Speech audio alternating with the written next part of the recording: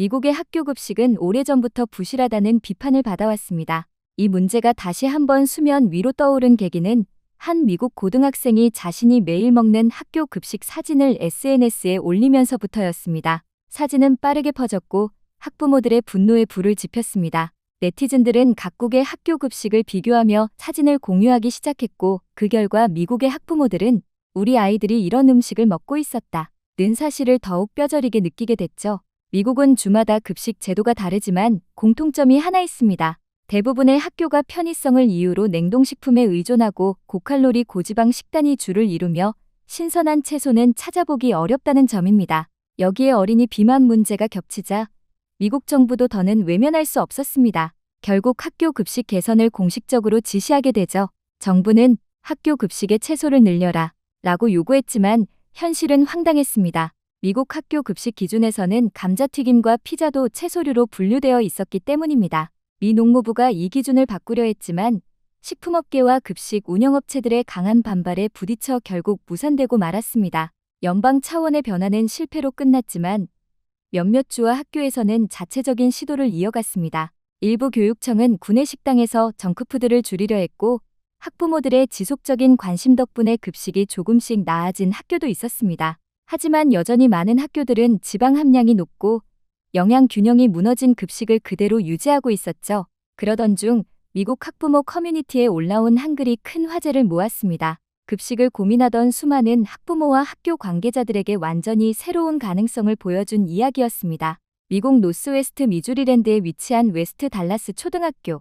이 학교에 아이를 보내는 한 학부모가 최근 학교 급식에서 겪은 변화를 글로 남긴 겁니다. 지금부터 그 글의 내용을 전해드리겠습니다. 제 아이는 웨스트 달라스 초등학교에 다니는 6학년 남자아이입니다. 저와 남편은 맞벌이 부부라 아침 일찍 출근하고 아이는 늘 아침과 점심을 학교에서 해결해왔어요. 아이는 먹는데 큰 관심이 없고 입맛도 많이 까다로운 편입니다. 또래보다 키는 작지만 마르지는 않았고 배가 살짝 나온 체형이었죠. 저희 부부는 아이의 성장에 음식이 큰 영향을 미친다고 생각해 집에서는 단백질과 비타민을 신경 써서 챙겨줬습니다. 하지만 편식이 심한 아이를 제대로 먹이는 건 쉽지 않았어요. 그나마 위안이 됐던 건 아이가 학교 급식은 잘 먹는다고 말했기 때문입니다. 하루 두 끼를 학교에서 해결하니 그 정도면 괜찮다고 스스로를 안심시켰죠.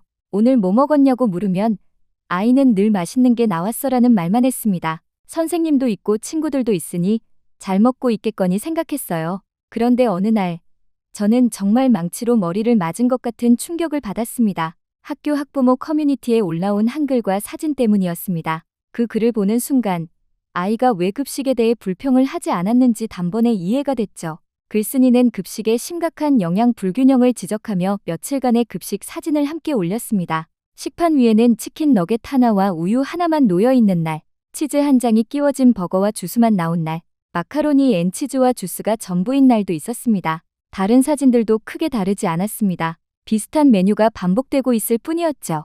아이들이 카페테리아에서 스스로 먹고 싶은 것만 담았다고 해도 튀긴 음식을 좋아하는 제 아이의 식판 역시 크게 다르지 않았을 겁니다. 저는 아이를 불러 사진을 보여주며 물었습니다. 너 학교에서 이런 거 먹고 있었어? 아이는 잠시 머뭇거리더니 결국 속마음을 쏟아냈습니다. 채소를 먹고 싶어도 먹을 만한 게 없어요. 저도 키 작은 게 싫어서 샐러드를 받아본 적이 있는데 너무 거칠어서 도저히 못 먹겠더라고요. 흥분해서 말하는 아이를 보며 저는 조용히 말했습니다. 너를 탓하려는 게 아니야. 엄마가 그동안 몰랐던 거야. 커뮤니티에는 수많은 댓글이 달렸습니다. 저는 그래서 도시락을 싸줘요.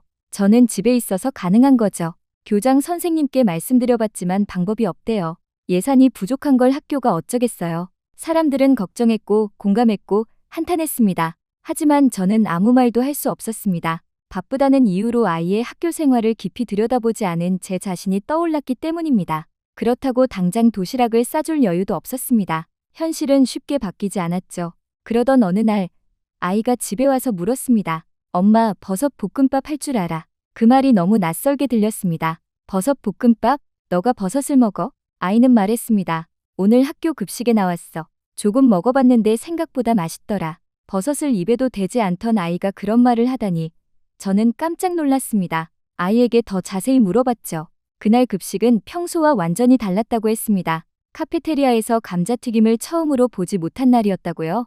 감자튀김 대신 길게 썬 감자와 당근을 볶은 요리가 있었고, 양파가 들어간 감자 요리는 감자튀김만큼 맛있었다고 했습니다. 이름은 폴리 팬크라이드 포테이토 라며 아이는 수첩에 적어둔 이름까지 읽어줬습니다. 아이의 눈은 반짝이고 있었습니다.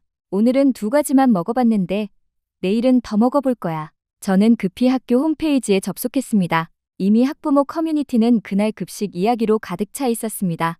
그리고 교장 선생님이 남긴 장문의 글을 보게 됩니다. 급식이 달라진 이유는 뜻밖에도 영양사의 코로나 확진 때문이었습니다. 웨스트 달라스 초등학교는 작은 학교라 평소 급식 담당 인원은 영양사 1명과 조리사 2명이 전부였습니다. 영양사가 갑자기 자리를 비우자 며칠간은 기존 메뉴를 그대로 유지했지만 더 이상 조리사 2명만으로는 급식을 꾸릴 수 없는 상황이었죠. 그때 교장 선생님은 평소 자주 가던 식당의 주인 아주머니를 떠올렸습니다. 요리를 워낙 잘해 단골이 되었고 이야기를 나누다 그분이 한국에서 학교 영양사로 일한 경험이 있다는 사실을 알게 되었죠.